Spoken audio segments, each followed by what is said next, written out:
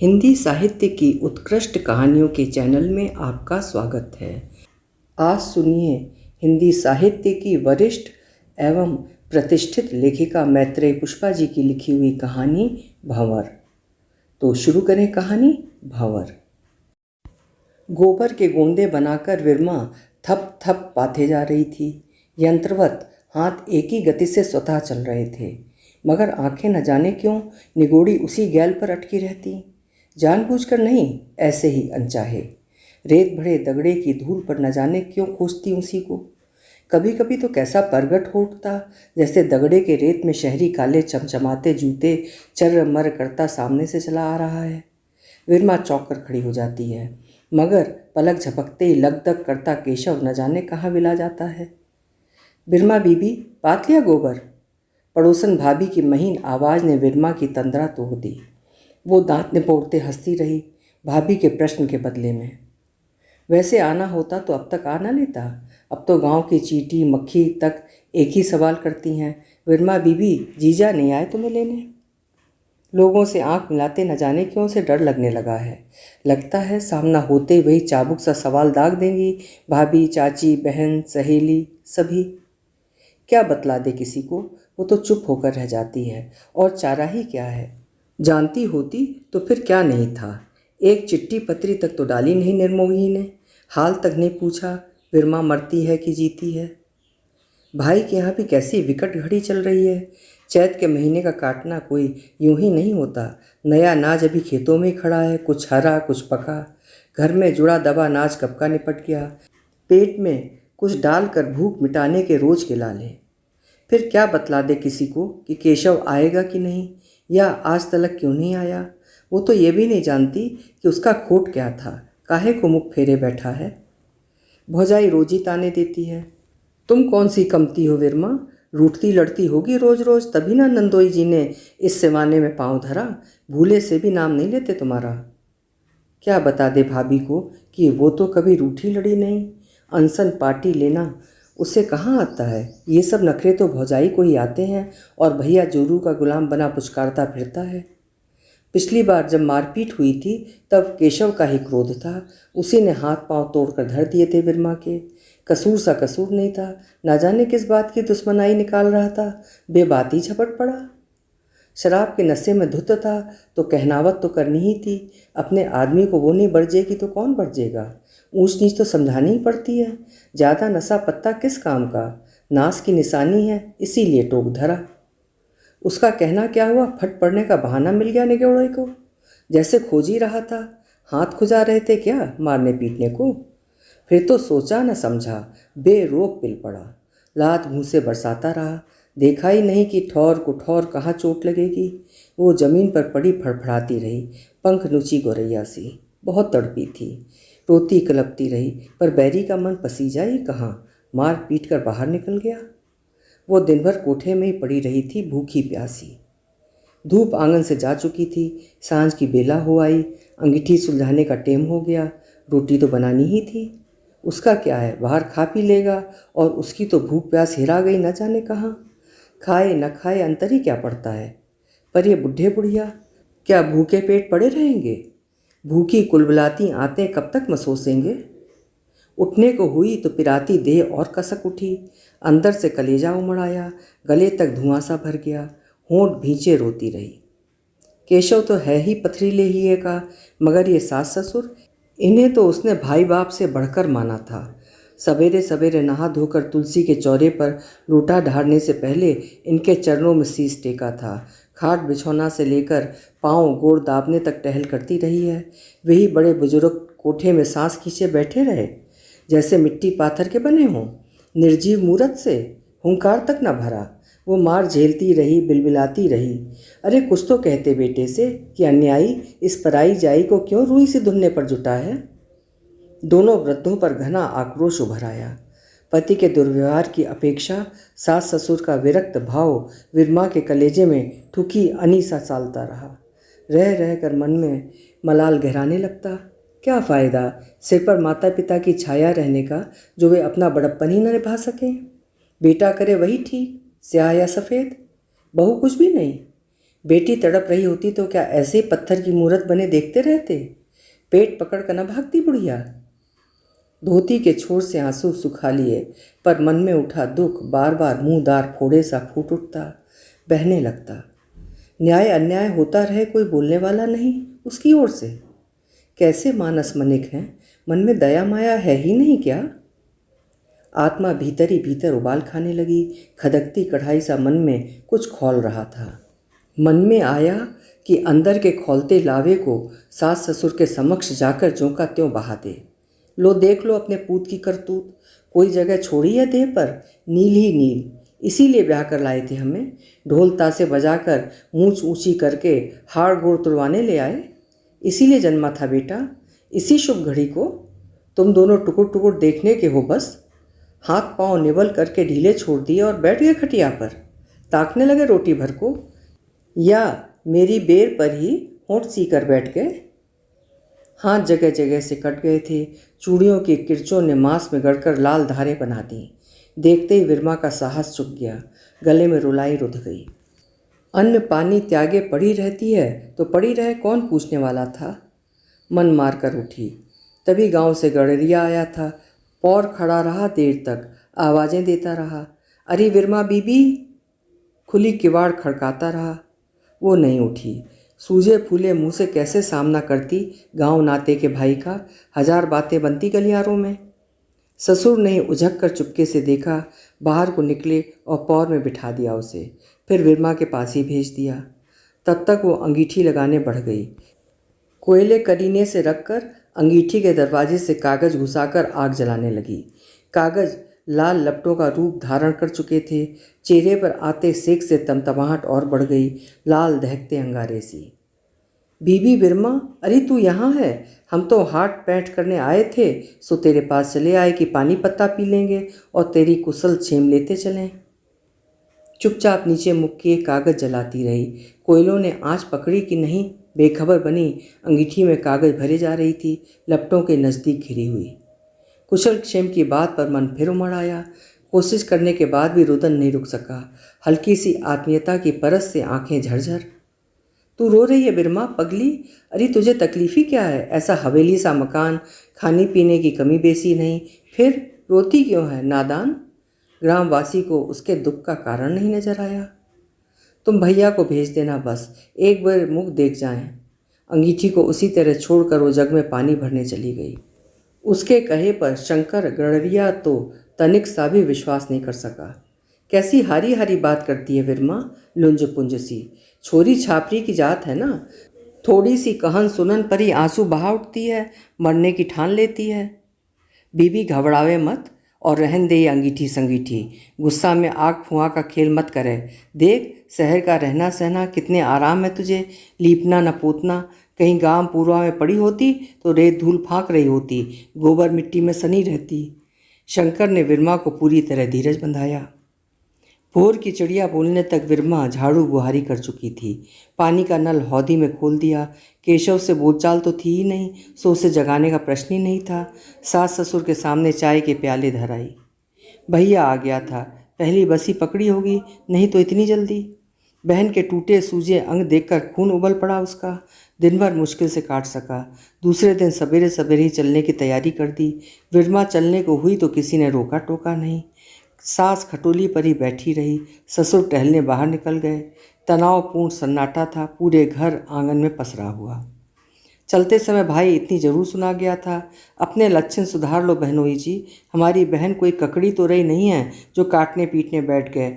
अब तभी भेजेंगे जब तुम। बहन भाई चुप से निकल गए। सोच लिया 4 महीने नहीं पठाएंगे, अपने आप अकल ठिकाने आ जाएगी। माता पिता और बेटा तीनों राख रगड़ेंगे 100 बार।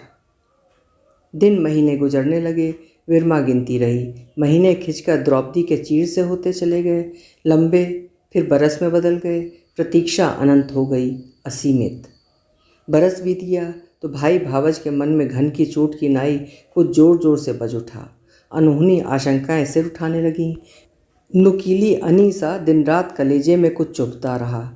एक एक दिन आगे सरकता, मन दुगने वेग से धुकधुकाता। कहीं कोई विरमा ने अपने सहमे हुए मन को कितनी बार समझाया था, अभी गुस्सा ना उतरा होगा, बिना पूछे ही चली आई ना। कुएं पे गई थी पानी भरने। विरमा को देखकर औरतें कानों कान फुसफुसाने लगीं। वो अकबकाई सी देखती रही, फिर कान में भनक पड़ ही गई कि केशव ने दूसरी। नहीं, ऐसा नहीं। उसे निराट झूठ लगा था। कहीं विश्वास करने लायक बात थी यहाँ?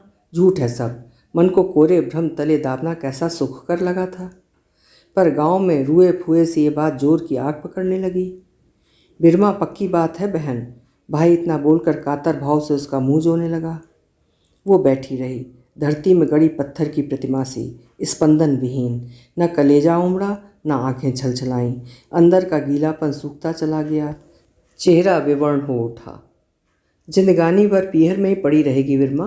कब तक बैठारे रहोगे? वहाँ तो उस छिनाल ने गद्दी जमा ली है। भाभी भाई को ना जाने क्या समझाना चाहती थी। उसे लगा कलेजे में धुकधुकी बंद होने को है।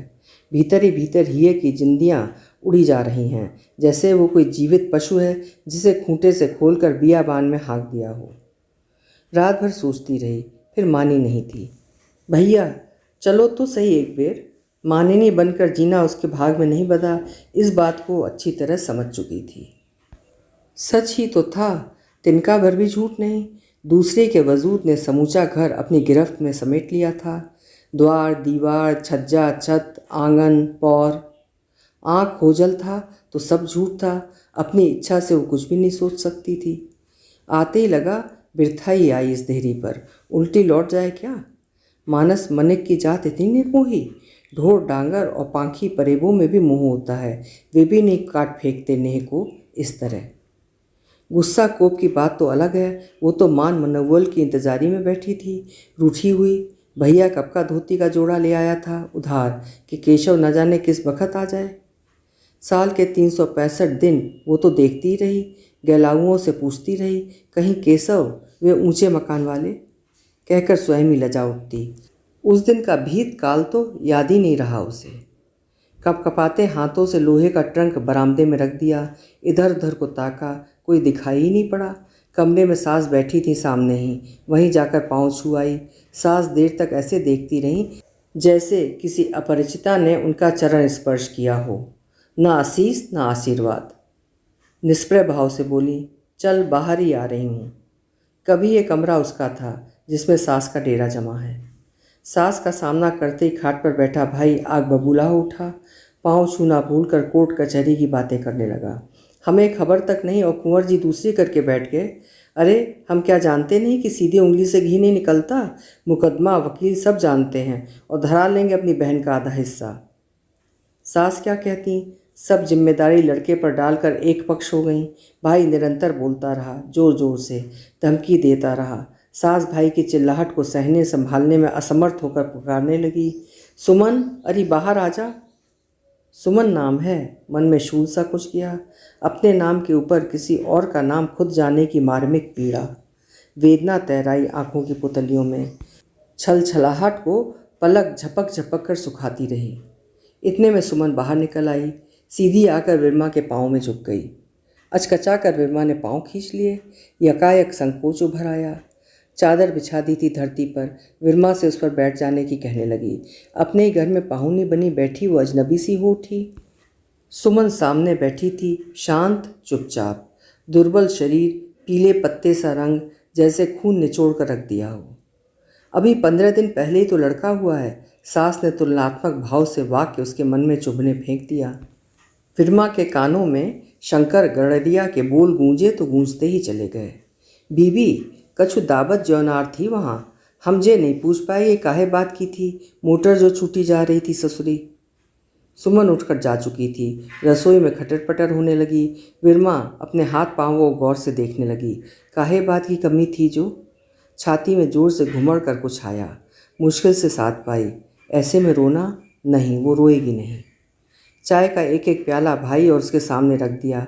भाई ने वितृष्णा से प्याले को देखकर मुंह परे फेर लिया।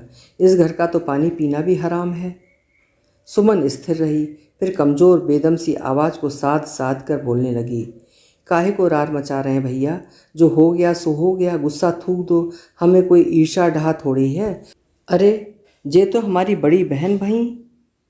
भैया ने आग्नेय नेत्र गाड़ दिए। हमारी बहन की जिंदगानी रौंद कर कह रही कि ईर्ष्या डाह नहीं है। अभी तुम्हें और उन्हें दो जनों का हवालात की हवा खवा दें तो पता चल जाए कि जे तुम्हारी कौन है। वो कुछ नहीं बोली। इस चोट मारती बात को भी कोई मुकाबले वाला उत्तर नहीं दिया। विरमा आश्चर्य से देखती रही। वो धीरे से उठी और भीतर को चली गई। लौट कर आई तो गोदी में नवजात शिशु था, रुई की पौनी की तरह कपड़ों में लिपटा हुआ।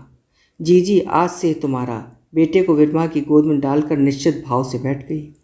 विरमा अचंभित विस्मित शिशु को गोदी में डाले बैठी थी। कभी देखा नहीं, जान चिन्हार नहीं, फिर अचानक यूं ही नेह की धार में भिगोती है सुमन। बालक आंख खोल चुका था। देखते ही कैसा भाव जागा, कैसी ममता उपड़ी।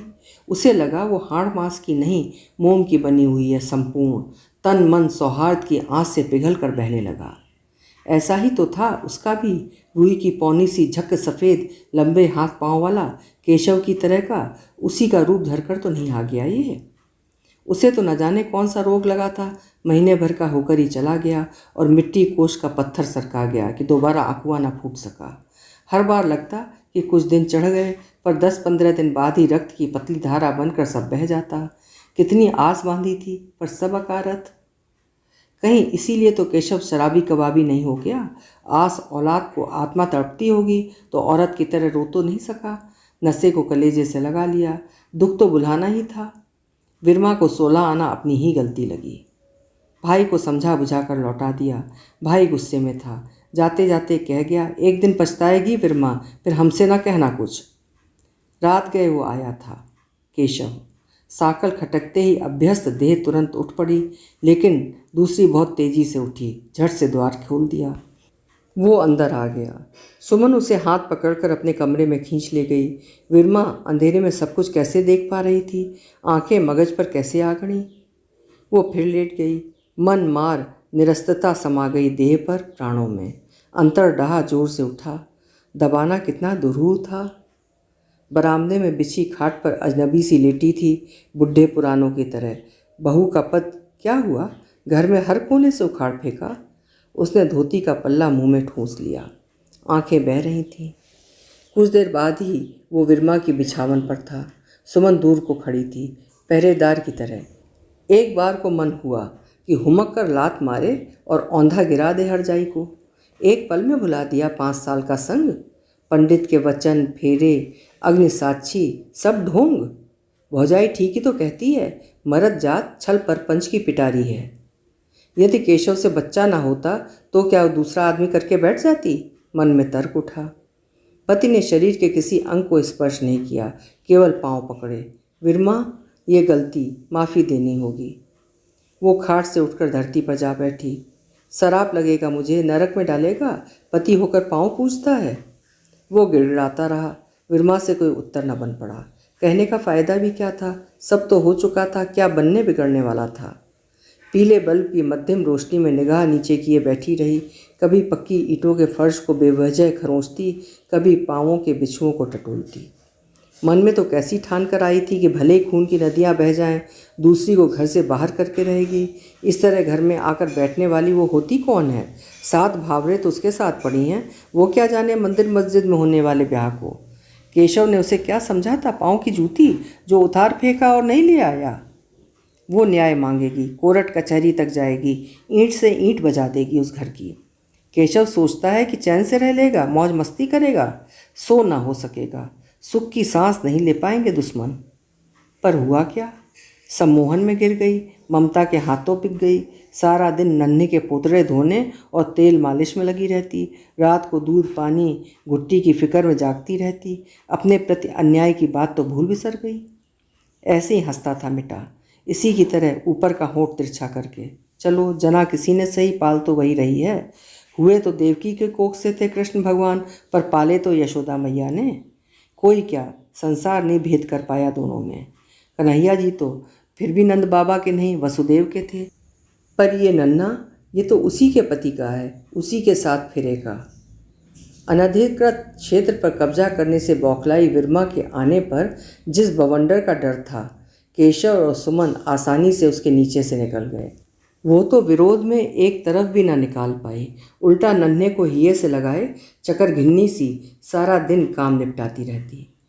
जाड़े की रात में नन्हे को रजाई में दुबकाए आराम से सोती रहती। उसकी बीमारी हारी में बेचैन हुई रात भर जागती। गीले में सोकर टट्टी पेशाब में सन लिथड़ कर नन्हे अखुए को पनपाने में लगी थी। सुमन सोए जागे कोई चिंता नहीं। नन्हा संभलने लगा, हंस मुस्कुरा कर बोलने की कोशिश करता। सुमन ने गौर से देखा, विरमा से हिला जा रहा था बोध, सगी और सौतेली माँ का भेद भूले जा रहा था। तुरंत नन्हे का चार्ज जननी ने संभाल लिया। जी अब तुम चूल्हा चौका संभालो, ऊपर का काम हम देख लेंगे। खिलाओ अपने हाथों से बनाकर, बड़ी तारीफ करते हैं तुम्हारे हाथ के बनाए की। सुनकर विरमा हौस उठी। है कोई घर का काम जो वो न संभाल सके? अरे वो तो बरसों अन्नपूर्णा बनी सबकी थालियाँ परोसती रही है इसी रसोई में। रसोई हाथ लगी तो लगा, हाँ वो है घर की मालकिन। खोई विरासत मिल जाने के अपूर्व सुख में समाती रही। दाल चावल करीने से सहज कर प्रफुल्लित हो गई। चौका धो पोंछ कर नए गहने से चमका दिया। अच्छे से अच्छा पकाने बनाने का प्रयास करती। फिर तो क्या चौका, क्या झाड़ू बर्तन सब अपने हो गए, बस नन्हा छूट गया। जिसका था अनजाने ही उसी की गोद में सरक गया। विरमा फिर बिना बौर के पेड़ सी रह गई, जो छाया दे फिर भी अकारत। सुमन की हाँक पर हकती रही। नए जन्मे बच्चों के मुख निहार कर हंसी खुशी सिहाती रही, पालती रही। तबीयत बिगड़ने लगी थी। न जाने क्यों तनिक सी मेहनत पर ही सांस उखड़ जाती। कपड़े पछीटते में कितनी ही बेर घुमेर उठती। उसे लगता अब गिरी जाकर पड़ रहती। खाना न पीनी, सारा दिन ऐसे ही निराहार। सिर में भारी दर्द उठा था। सूखी उल्टियाँ उठ रही थी हलक से। पानी मांग रही थी पर कोई नहीं, किसी ने गौर नहीं किया। थोड़ी देर में गिरने डहराते उठी और पानी का गिलास खुद ही भर लाई। मन मलाल उठा, रोग से भी भारी। ऐसे ही चल रहा था, कभी ठीक तो कभी फिर वही हाल। दवा का खर्चा पानी अलग, किससे मांगे वो? केशव तो ऐसा विरक्त भाव दिखाता है कि हौसला नहीं जुड़ता। बाकी गृहस्थी के सारे खर्चे उठाता है। एक वही थी जो पानी में पड़ी तेल की बूंद सी अलग दिखती। हाथ पांव नहीं चलते तो क्या करे वो? सुमन बेबाती चिड़चिड़ी रहती है, बहाने उठा उठा कर लड़ने को दौड़ती है। उसमें अब इतनी ताकत कहाँ कि बराबर की कलहबाजी करे। सवेरे के 8 का पेंच अभी अभी बोला था, पर धूप चढ़ चुकी थी। वो उठ पड़ी, अंगीठे के पास जा बैठी। अब पड़े पड़े ही खाओगी तो हमसे तो बनेगा नहीं। कौन करे तुम्हारी टहल चाकरी, चाहे मायके जाओ चाहे कहीं और। सुमन ने 2 टूक सुना दी। वो अवसन्न रह गई। यहाँ तक बीमारी की भी बात नहीं थी, कुछ खटकने ही लगी थी। बीच का सौहार्द भाव कहाँ बिला गया, वो कतई नहीं समझ पाई। सुमन उसे झेलने में क्यों असमर्थ हो उठी? क्यों कटने वाली बात कह कहकर दुखाती है उसका कलेजा? तीनों बच्चे अखुए से फूटे, बढ़कर पौधे से पनपने लगे, स्कूल पढ़ने लगे। गृहस्थी की लगाम सुमन के हाथ में थी। पड़ी पड़ी खाती हैं महारानी, बड़ी अम्मा बनी हुई हैं, जैसे 9 महीने पेट में लाद कर इन्हीं ने जने हों। ऐसी धौंस चलाती हैं बच्चों पर। अरे हम क्या जानते नहीं हैं, जो तू बता रही है तेरे ही रहेंगे, हम कौन से छीने ले रहे हैं। विरमा क्रोध में आ गई। सुमन से तो बोलचाल बंद सी रहती थी। कभी बातचीत का सिलसिला जुड़ा भी तो फिर किसी बात पर खटक कर 2 तलवारें सी खिंच गईं, अपनी अपनी धार पैनी करने पर उतर आईं। एक आंगन में तो दूसरी छत पर, दूरी दूरी। केशव को अकेले पाकर उसने बोला था, दवा गोली के पैसे टके का ध्यान धरते हो? जब तक हाड़ खटाती रही तब तक ठीक, ये क्या रोज रोज कहने की बात है? वो अपनी कमीज उठाए बाहर को निकल गया। ना कोई उत्तर ना दिलासा। सुमन ने खाना परोस कर थाली सामने रख दी। वो थाली सरका कर उठ गया। भूख नहीं है। मुंह पर कुनैन के स्वाद का कड़वापन उभर आया। सुमन केशव के जाते ही बरसी थी। रोज रोज कलेस ही कलेस, बिना खाए उठ गए, काम में खटते रहेंगे दिन भर। तुझे क्या, खूब खा और तोड़ चार पाई। 10-5 रुपए का हक नहीं बनता क्या हमारा? फिर खर्चा क्या हम पड़ोसियों से मांगें? दवा को मांग रहे हैं, किसी शौक मौज को नहीं। और कौन से धर दिए हमारे हाथ पर? मरी नहीं जा रही थी, उन्हें कुछ हो गया तो हम तुझे रोएंगे क्या? तेरा क्या है, अकेली नठिया? सुन ले सुमन, तेरा ही आदमी है क्या, हमारा कुछ भी नहीं। अरे ब्याह के तो हम आए थे, तेरी तरह भाग कर नहीं। विरमा आक्रोश से कांप उठी। फिर तो सुमन विफर पड़ी। तेरा ही कुछ लगता तो हमें ले आता, मायके में पड़ी थी। कौन गया था तुझे लेने? भैया को लेवा कर खुद ही चली आई, जुबान लड़ाती है देहातिन। कौन कहता है ये वही सुमन है जो पहले दिन विरमा के स्वागत में खील मखाने हुई जा रही थी? यही सिलसिला रोज़ का महासमर, रोज़ की बहसा बहसी, नौबत मार पिटाई तक पहुंचने लगी। दिन भर संग्राम, रात को केशव की मार से उठा हड़कंप। बच्चे लड़ाई टुकुर टुकुर देखते और अपनी माँ से लिपट जाते। विरमा का पल्ला तो किसी बालक ने कभी भले से भी नहीं पकड़ा। कैसे समझा दिया सुमन ने नन्हे छौनों को। इसी नन्हे की खातिर रह गई थी सारा वैर भाव भूलकर। इसी के लिए उसकी छातियों में दूध उड़ रहा था। इस अबोध की मुस्कान पर निछावर हुई वो बावरी सी दिन रात पालन पोषण में लगी रही। अहोई का व्रत बराबर करती रही। व्रत तो करवा चौथ का भी वो कभी नहीं भूली थी, पर केशव बन पाया उसका पति। फिर ये नन्हा तो मरीचिका थी जिसमें नन्हे की माँ उसे दौड़ाती रही। कहाँ सोचा था ये आत्मीयता का भी विष होता है जिसमें डूबकर फिर नहीं कोई उबर सकता। ऐसे ही उस दिन फिर भिड़ पड़ी दोनों। केशव बीच में आ गया। बीच बचाव तो किया मगर पीछे विरमा पर झपट पड़ा, चोटी पकड़ ली। साली कमबख्त, मर जा कहीं जाकर। रोज़ रोज़ कोई ना कोई बखेड़ा, चैन नहीं लेने देती। मौत नहीं है इस हरामजादी को, कहकर धक्के के साथ उसे छोड़ दिया। बालों के उखड़ आने की मर्मांतक पीड़ा से वो करहा उठी। अब नहीं रहना यहाँ। यही एक वाक्य घुमड़ घुमड़ कर मन को मथ रहा था, कलेजा काटे दे रहा था। बरामदे के कोने में सुन्न हुई बैठी रही मिट्टी के ढेले सी। चाहती तो रह सकती थी, अपने हिस्से पर अधिकार पूर्वक बैठ सकती थी। कारोबार अच्छा नहीं चलता तो क्या, घर में से आधा हिस्सा तो ले सकती थी। पर क्या करेगी, आधे आंगन में दीवार चिनवा कर आधा हिस्सा बेच तो नहीं डालेगी। और इनके साथ रहना अब। आत्मा कहीं गहरी खो में उतर गई जहाँ अंधेरा ही अंधेरा। सोचा था कट जाएगी किसी तरह इसी देहरी के भीतर। दो क्या रहती नहीं है, राजा दशरथ के तो 3 रानियां थीं। देह जाने कैसे चलने लगी, पांव अपने आप ही उठ गए क्रोध के मारे। चलती गई, उस पार्क में जाकर तनिक ठिठक गई। यहाँ तो वो नन्हे को झूला झुलाने आती थी। देर तक उसी पटरी साकर को घूरती रही। आंखों में से उतर कर नन्हा झूले पर प्रकट हो गया। वो धीरे धीरे झोंटा देने लगी। कितनों ने पूछा था तुम्हारा बेटा कितने साल का, पर एक क्षण में ही कुछ भी नहीं। निराट निर्जन पार्क, सूना मैदान, मध्यम रोशनी में खड़े लोहे के लंबे लट्ठे, झूले की साकल, सब रीत। पटरी पर बैठा कोई बालक नहीं। अंधेरे में ही पांव फिर सरकने लगे। थकी भी नहीं, पर चलना नहीं। वहीं एक घर की 4 दीवारी से चिपक कर बैठ गई। नींद का झोंका आया या नहीं उसे नहीं पता। कब उठी ये भी नहीं मालूम। आँख खुली तो अस्पताल में थी। देर तक आंखें फाड़े देखती रही। वो यहाँ कैसे आ गई। करवट लेने को हुई तो यकायक असह्य पीड़ा से करहा उठी। दर्द तो होगी, सीधी लेटी रहो। करवट नहीं लेने का, हाथ पांव नहीं हिलाने डुलाने का। नर्स सामने खड़ी समझा रही थी। उसने दिमाग पर जोर दिया, कुछ याद ही नहीं आया। मुंह के अंदर मितली सी उठी, फिर सूखी उबकाई। तुम्हारा एक्सीडेंट, टक्कर मारा स्कूटर ने, नर्स ने बता दिया। ऊपर आंखें गईं तो सफ़ेद छत में लटका पंखा घूम रहा था तेजी से। आजू बाजू मरीज सी मरीज, कराहते कलपते रोते तड़पते। जी घबरा उठा। पाँव मत चलाना, तकलीफ़ बहुत होगा। घर में कौन कौन है, बुला लो किसी को। 2 दिन से कोई नहीं आया, अकेला पड़ा है तुम। नर्स तो कहकर चली गई, पर उसके बोल निरंतर गूंजते रहे। किसको बुला ले, कहाँ से? केशव को, सुमन को? उसे पीछे की घटना याद हो आई। डॉक्टर और नर्सों का बार बार होता अनुरोध।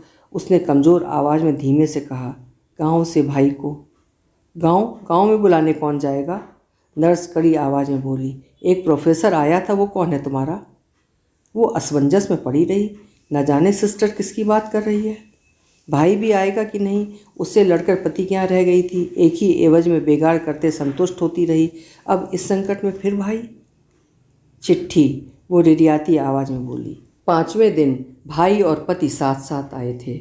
स्कूटर से भिड़कर पांव पिसकर लोथड़े के आकार में झूल गया। हाथ की हड्डियां कई जगह से टूट गईं। पूरे शरीर पर प्लास्टर का खोल चढ़ा था। ऑपरेशन करने के बाद भी डॉक्टर चलने फिरने की गुंजाइश के प्रति आश्वस्त नहीं थे।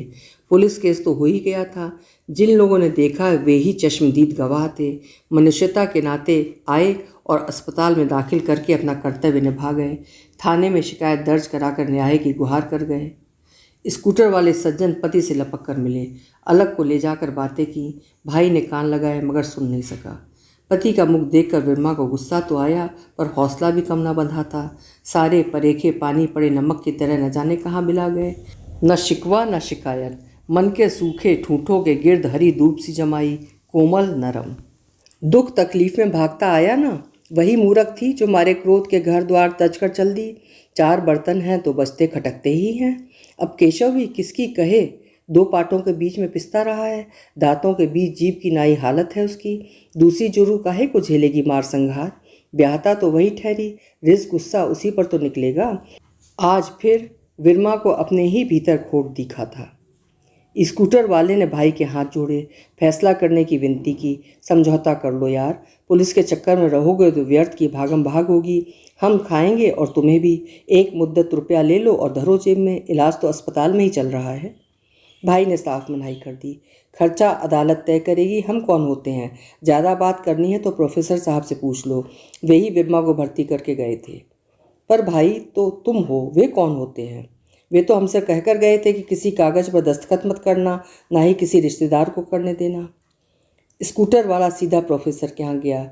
मिन्नतें की, 2000 में फैसला करा दीजिए साहब। तुम क्या समझते हो, इस अपंग की ज़िंदगी की कीमत सिर्फ 2000 रुपये है। इतने में हो जाएगा सब कुछ। प्रोफेसर तल्ख हो उठे। केशव परिचर्या में कमी नहीं रख रहा था। उसकी सेवा भावना देखकर भाई भी चकित था। विरमा का शरीर जरूर कटापटा था, पर मन की दरारें पति के सानिध्य से खुद ब खुद पुरने लगीं। अपने हाथ से खिलाना पिलाना, दवा गोली का ध्यान रखना, रात भर जागना। भाई आश्वस्त हो गया। केशव के सेवा भाव से तृप्त घर गांव जाने की कहने लगा। वो धुंधलाई हुई शाम थी। मिलाई का समय समाप्त हो गया था। अस्पताल में खाना बंटने लगा।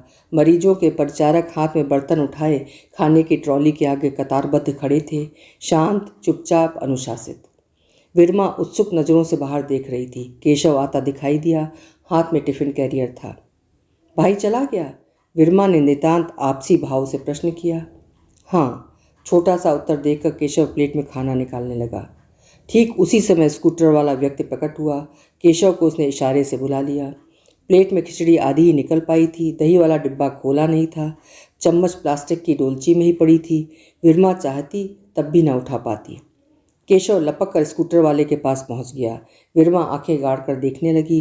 बीच बीच में आने जाने वाले व्यक्तियों से व्यवधान पड़ रहा था, लेकिन इतना उसे साफ दिखाई दिया। स्कूटर वाले ने एक लिफाफा केशव को पकड़ाया। केशव ने कुछ गिना। स्कूटर वाले ने कागज़ दिया। केशव ने उस पर कुछ लिखा। कागज़ जेब में रखकर स्कूटर वाला चला गया। केशव भी उसी के साथ निकल गया। खाना उसी तरह आधा बंद आधा खुला पड़ा रह गया।